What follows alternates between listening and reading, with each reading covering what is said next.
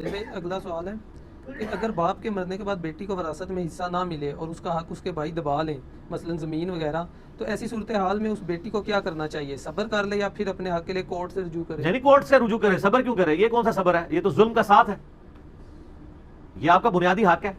لوگ یعنی اس معاملے میں شرم محسوس کر رہے ہوتے ہیں، اور اکثر بہنیں کہتی ہوئی نظر آ رہی ہوتی ہیں کہ یا بھرا رکھ لیے جداد رکھ لیے۔ وہ کہتی ہیں اگر ہم جداد لیتے ہیں تو بھائی ہاتھوں سے جاتا ہے، تو لعنت بھیجو ایسے بھائی کے اوپر جو دنیا کا کتا ہے، اس کو کیوں رکھنا چاہتی ہے؟ وہ تو پھر بعد میں بھی کسی بات میں ناراض ہو رہے گا، تو جو بعد میں ہونا ہے ابھی جان چھوڑے۔ لیکن عورتوں کے ساتھ ایک انسیکیورٹی لگی ہوتی ہے، وہ یہ ہے کہ عورت کو اگر طلاق ہو جائے تو اسے تو ماں باپ کی طرف ہی جانا ہوتا ہے نا، تو ماں باپ فوت ہو چکے ہوں تو کدھر جائے گی؟ بھائیوں کی طرف۔ تو سر یہ بھی معاشرے کا ایک تلخ پہلو ہے نا، خامدوں کو بھی پھر اپنی بیویوں کو سکیور کرنا چاہیے نا۔ خامد آئے دن جناب چھوٹے چھوٹے معاملات کے اوپر طلاق کی دھمکیاں لگاتے پھریں، گالیاں نکالیں بیویوں کو، اور پھر وہ خامد یہ ڈیمانڈ کریں کہ وہ جا کے اپنے بھائیوں سے جا کے جداد لیں، تو سر وہ کیسے لیں گی؟ وہ کبھی بھی نہیں لے سکتی، کیونکہ وہ کہتی ہیں کہ کل کو ہمارے پاس ایک ٹھی اویلیبل ہو، ایک ہمارے پاس پلیٹ فارم اویلیبل ہو، کل کو یہ ہمیں نکال دے تو ہم واپس تو جا سکیں۔ لیکن اس کی وجہ سے ان کا جداد والا معاملہ وہ جسٹیفائی نہیں ہوگا، وہ غلط ہے۔ اس میں سب سے زیادہ ضروری چیز یہ ہے جو میں اکثر کرتا ہوں، کبھی میرے جاننے والوں میں ایسا معاملہ ہو مجھے بلا لیتے ہیں تو میں سارے بھائیوں کو بٹھا کے اس کی اہمیت دلاتا ہوں کہ دیکھیں وراثت کے قوانین ایسے ہیں جو اللہ تعالیٰ نے حدیثوں پہ نہیں چھوڑے، قرآن میں بیان کیے ہیں۔ نماز کا طریقہ قرآن میں نہیں آیا، وراثت کی تقسیم قرآن میں آئے گی۔ اس سے ذرا اس کی امپورٹنس کا اندازہ کریں، اور اللہ تعالیٰ کتنا اسٹرکٹ ہے، اور بار بار اس میں کہتا ہے یہ اللہ کی حدیں ہیں، اس کا خیال رکھو۔ تو آپ کو اپنی بہنوں کو یہ حق دینا ہے، ٹھیک ہے جی؟ یہ بھائیوں کو پہلے سمجھانے کی ضرورت ہے، اور ان کو بتائیں، بخاری اور مسلم دونوں میں حدیث ہے، جس نے ایک بالشت زمین، ایک بالشت 9-10 انچ بنتی ہے، کسی کی دبا لی، زمین و آسمان کا توق، 7 زمینوں کا توق اس کے گلے میں ڈالا جائے گا قیامت کے دن۔ یہاں تو پورے پورے مربع دبا لیتے ہیں۔ سعید ابن زید کے بارے میں آتا ہے کہ ایک عورت جس کا نام تھا اروا، چلیں آج یہ بھی آپ ایک بات لے جائیں، ایک لفظ ہے عروا، عین کے ساتھ اور اوپر پیش، عروا یہ مردوں والا نام ہے، ایک الف کے ساتھ ہے اور زبر ہے، اروا یہ عورتوں والا نام ہے۔ اروا نامی ایک عورت تھی، بخاری مسلم دونوں میں آتا ہے، مشکات میں بھی آپ کو 30 جلد میں وہ صحابہ کی کرامات والے چیپٹر میں مل جائے گا۔ اس نے مروان بن حکم گورنر مدینہ کے دربار میں سعید ابن زید، حضرت عمر کے بہنوئی، عشرہ مبشرہ میں سے، اور یہ وہی ہیں جو عشرہ مبشرہ والی حدیثیں بھی سناتے ہوتے تھے آل امیہ کو جا کے، یہ وہ سعید ابن زید۔ ان کے خلاف مقدمہ ایک عورت نے کیا کہ اس نے میری زمین دبا لی، ٹھیک ہے؟ جب مروان بن حکم کے دربار میں پیش ہوئے حضرت سعید ابن زید، تو بخاری کے الفاظ ہیں، انہوں نے جب پوچھا کہ آپ نے اس کی زمین دبائی ہے، انہوں نے کہا کہ میں کسی کی زمین دباؤں بعد اس کے کہ میں نے رسول اللہ سے خود سن رکھا ہے کہ جس نے ایک بالش زمین بھی کسی کی دبائی 7 زمینوں کا توق اس کے گلے میں ڈالا جائے گا۔ کیا رسول اللہ سے یہ بات سن کے بھی میں کسی کی زمین دبا سکتا ہوں؟ ہائے ہائے ہائے، آپ حدیثیں سن کے مجھے پھینکتے رہے۔ تو اس نے کہا بس میں اس سے زیادہ نہیں، آپ نبی کے صحابی ہیں، آپ کا یہ کہنے کافی۔ انہوں نے کہا بس نہیں نا، ان کا یا اللہ اس کو موت دینا اپنی زمین کے اندر ذلیل و خوار کر کے، بدوا دے دی اس عورت کو۔ اور یہ ہوا، کچھ عرصے بعد وہ اندھی ہو گئی، اور اپنی زمین میں ہی، اس زمین میں ہی پھرتی تھی جس کا الزام لگایا ہوا تھا حضرت سعید ابن زید کے اوپر، اسی میں پھرتی تھی، اور بار بار کہتی تھی کہ مجھے بدوا لگ گئی سعید کی، مجھے بدوا لگ گئی سعید کی۔ اور ایک دن اسی طریقے سے اسی زمین میں گھوم رہی تھی، وہاں پہ ایک کنواں تھا، اس میں اوندی جا کے گری اور ادھر مر گئی، وہی اس کی قبر بنی۔ یہ بخاری کے الفاظ ہیں، ایک صحابی کی بدوا لگ گئی۔ تو اس میں یہ الفاظ ہیں کہ یعنی ایک بالش زمین۔ تو اب جن لوگوں نے پورے پورے مربع جدادیں مکان دبائے ہوئے ہیں بہنوں کے، تو بہنوں کو چاہیے کہ اپنے بھائیوں کی آخرت کی فکر کرتے ہوئے ان سے یہ مال لیں۔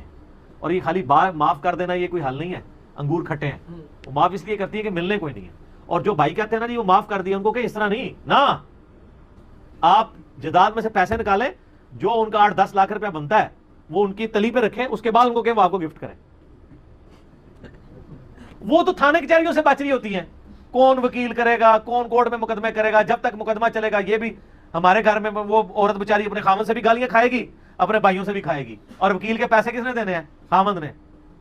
تو وہ تو بیچاری 2 چکی کے پاٹوں کے درمیان پس جائے گی، وہ کہتی ہیں جان ہی چھڑاؤ، اس لیے نہیں لے رہی ہوتی ہیں۔ بہرحال لینا چاہیے، اور اس میں سب سے بہترین رول ادا کر سکتے ہیں ان عورتوں کے اپنے بچے۔ وہ اپنی ماؤں کو کہ گیا اماں جی لو قصہ ہے ہمارا، کیوں نہ لے؟ خامن کہے گا تو ذرا عورتوں کو ویسے ہی برا لگ جاتا ہے کہ وہ یہ اپنے چکر میں ہے۔ اولاد تو کہہ سکتی ہے نا، اور یہ اس کا حق ہے۔ جب بخاری مسلم میں حدیث ہے، آپ کو یہ اجازت نہیں اللہ نے دی کہ آپ اپنے 1/3 مال سے زیادہ کسی کے لیے وصیت کر دیں اور اپنی اولاد کے لیے آپ نے چھوڑ کے مرنا ہے، تو وہ جو آپ کے نانی نانا مرے ہیں تو وہ اپنی پوری اولاد کے لیے چھوڑ کے مرے ہیں نا، کہ صرف اپنے بچوں کے لیے چھوڑ کے مرے ہیں، بچیوں کے لیے نہیں مرے. لیکن اس میں ایک ذرا تھوڑی تلخ حقیقت ہے، جو ایک یعنی کیلکولیشن ہو رہی ہے اس میں. عموماً جب بچیوں کو بیاہ دیتے ہیں نا لوگ، تو ان کو جہیز اتنا دے دیتے ہیں کہ وہ کہتے ہیں بس اسی میں وراثت کور ہو گئی ہے. حالانکہ جہیز الگ سے چیز ہے، وراثت تو مرنے کے بعد تقسیم ہوتی ہے. زندگی میں تو ہبہ ہوتا ہے، اور وصیت بھی ہوگی مرنے کے بعد ادر دین وارث کے لیے. بخاری میں وارث کو تو وہ ملنا ہے جو سورہ نساء کے دوسرے رکوع میں لکھا ہے، مسئلہ 22 میرا ریکارڈڈ موجود ہے. تو یہ بھی ذرا غلط ایٹیچیوڈ ہو جاتا ہے. اپنی زندگی میں ہی نا ذرا اولاد کو صحیح طریقے سے وصیت کرنی چاہیے کہ بھئی یہ زیادتی بہنوں کے ساتھ نہیں کرنا. اب لوگوں میں ایجوکیشن آ رہی ہے کہ لوگ اس حوالے سے کوشش کرتے ہیں اور اپنا حق لیتے ہیں بھائیوں سے، لیکن وہ تھانے کچہری ہیں، پھر بھائی نہیں رہتے ساتھ ان کے. بھائی بھی دیکھو کڈی پیڑی شہر ہے کہ وہ بہن جو حق مانگ رہی ہے، اس کے اگینسٹ کبھی آپ بہنوں کو نہیں دیکھیں گے کہ وہ اپنے بھائیوں کے ساتھ برا سلوک کریں. وہ ہمیشہ پیسے موڈ میں ہی رہتی ہے، برے وقت میں کام آ جاتی ہے. لیکن یہ بھائی جو ہے نا، یہ بدماشی پہ اترے ہوئے ہوتے ہیں. نکل جائے گی ساری بدماشی ان کی. کورٹ میں جائیں، عدالت کے دروازے کھلے ہوئے ہیں. اور یہ اب تو ماشاءاللہ کافی بہتر معاملہ ہے. وہ جو دیوانی مقدمات وہ اور ہوتے ہیں جو چلتے ہیں، یہ والے معاملے ٹیکل ہو جاتے ہیں. جو بالکل فرسٹ ہینڈ نالج والا آپ کو جداد والا مسئلہ، یہ زیادہ عرصہ نہیں چلتا.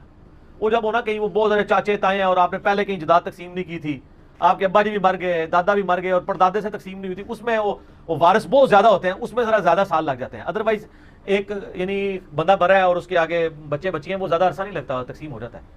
اور اس میں سب سے آسان طریقہ یہ ہے کہ جداد کو بیچ کے رقم میں لیکویڈیٹ کروایا جائے اور پھر تقسیم کی جائے.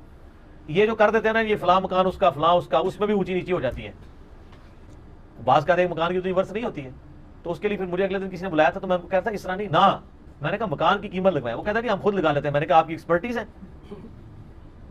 بھائی بیٹھ کے لگا رہے ہیں مکان کی قیمت اور دینا بہن کو حصہ ہے، تو کم پا رہے ہوں گے نا. میں نے کہا اس طرح نہیں ہے. یہ اس کی فیلڈ کے ایکسپرٹ 3-4 پراپرٹی ڈیلر بلائیں، وہ اس کی ریئل ویلیو آئیڈینٹیفائی کریں کہ یہ اتنے کا بکے گا، اس قیمت کے اوپر اپنی بہنوں کو دیں. یہ نہیں کہ مکان 27 لاکھ ہے اور ایک بھائی کہنا چلو جی میں 15 لاکھ کا خرید لینا. اے کردا ایک وچ بڑا بدماش جڑا ہوندا ہے نا، وہ کہنا جی چلو میں خرید کے باقی بہنوں میں حصہ دے دوں گا. وہ بدماش یہ کرتا ہے، وہ 25 لاکھ کا مکان 15 لاکھ کا لے لیتا ہے. ایک یہ احسان بھی کرتا ہے کہ جی چلو گھر ہی رہ گیا جی، ابا جی دی دیکھو جی جداد گھر دی نشانی گھر رہ گئی. اور نشانی کے جناب وہ ابا جی دی روح پہ تڑپاندا ہوندا ہے، گھر دی نشانی گھر رہ گئی ہے. بہنوں کے پاس اتنا پیسہ نہیں ہوتا کہ وہ 15 لاکھ کا خرید لیں، یا اگر وہ خریدنا بھی چاہیں تو وہ بیچاری پھر بھی پیسے موڈ میں رہیں گی، بھائیوں کے نیچے ہی دبی رہتی ہیں. تو اس وجہ سے جو ہے نا وہ پھر ہمیں اپنے بیسک ہیومن رائٹس بھی جو ہمیں کم از کم پاکستان کا آئین دیتا ہے، وہ بھی تو ہمیں کوئی نہیں نا واقفیت. چھوٹے موٹے مسئلے بن جائیں تو ہمیں وکیل کے بغیر ہم ظاہر ہے آگے معاملات کو لے کے نہیں چل سکتے. اپنے حقوق بھی تو سیکھنے چاہیے نا. ویسے تو حکومت کا کام ہے کہ وکیل بھی کر کے دے، تاکہ وکیلوں کی یعنی یہ جو فیسیں ان سے بھی جان چھوٹے، اور انہوں نے جو بدماشی مچائی ہوئی ہے اس سے بھی یعنی جان چھوٹے. تو فوراً سے پہلے جی آپ اپنا حصہ ڈیمانڈ کریں. بالکل.